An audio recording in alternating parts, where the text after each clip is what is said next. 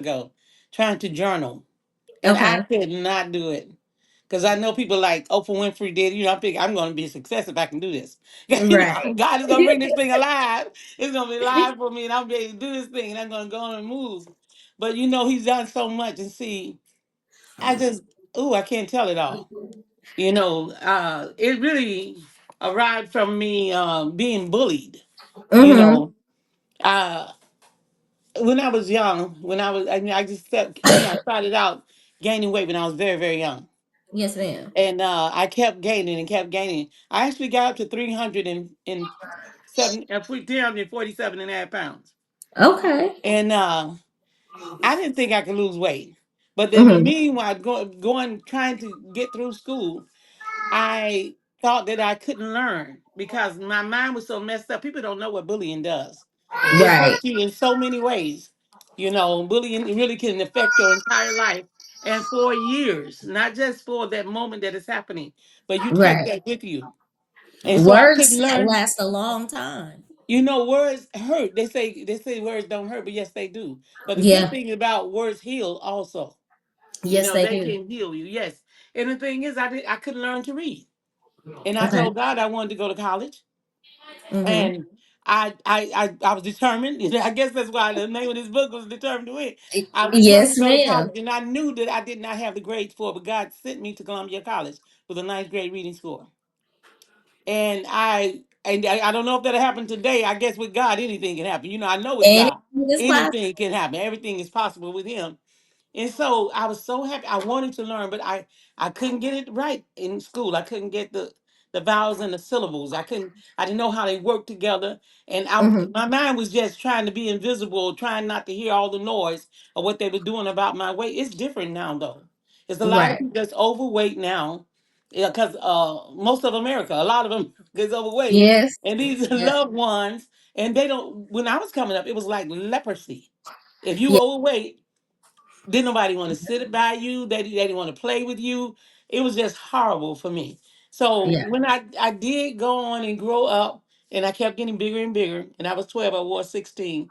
When I was Mm-hmm. 16, I wore 24 and a half. I Okay. went all the way up to a 30, a 32.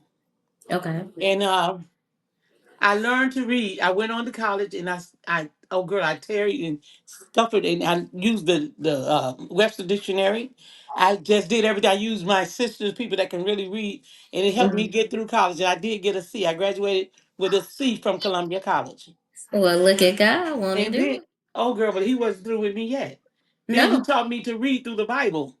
After I Mm, graduated from college, I really learned yeah. to read. But in Mm-hmm. college, I had started writing because I had Okay. writing classes and I had acting classes, and I started writing my own. It was hard. I would get home and I write that thing, but I couldn't do I couldn't do cold readings or anything, you know, Uh-huh. to act or anything, you know, because Yeah. at the end of each semester you have to get in a play because you know that was my thing, acting. So I had to get Okay. in a play, and so they one would see me in one, and I was so good that they wouldn't even have me, you know, audition for the other one. So it was fantastic. But then I graduated. God taught me to read through the Bible. I became a Sunday school teacher, and then they had a Sunday school teacher class, and I became valedictorian.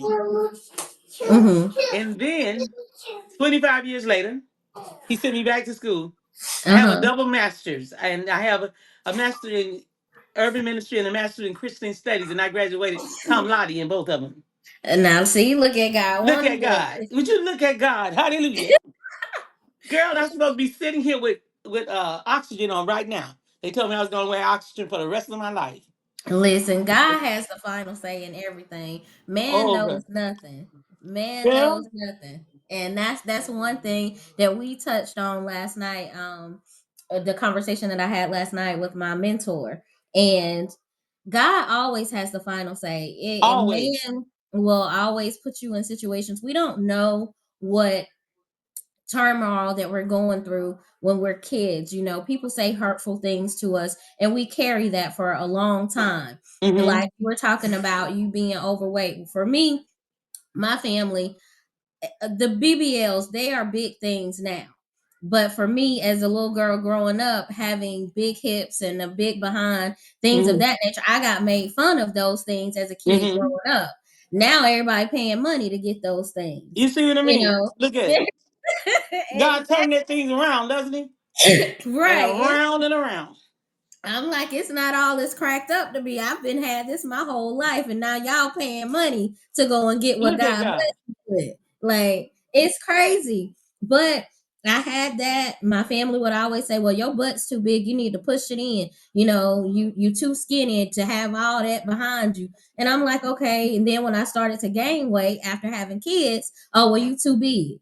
So then I got